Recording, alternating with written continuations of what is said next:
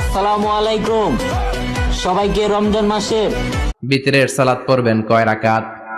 প্রথমে 2 রাকাত, তারপরে সালাম ফিরিয়ে আবার 1 রাকাত। এইটা সবচেয়ে সহি পদ্ধতি। আবার মাঝে মাঝে বিশ্বনবী 3 রাকাত একসাথে পড়তেন, বসতেন শুধু শেষ বৈঠকে, এটাও ঠিক আছে।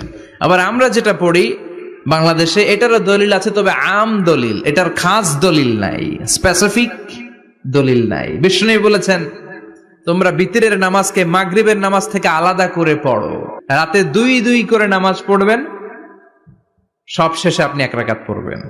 বিষ্ণু বলেছেন ইজআলু আখিরা সালাতিকুম ফিল লাইলি বিতরা, তোমরা রাতের শেষ নামাজটাকে বিতরের নামাজ বানিয়ে দিও। সুবহানাল্লাহ পড়েন। এই জন্য যাদের তাহাজ্জুদের অভ্যাস আছে, তাহাজ্জুদের পরে পড়া সুন্নাত। যাদের তাহাজ্জুদের অভ্যাস নাই, এশার সালাতের পরে পড়ে ফেলবেন।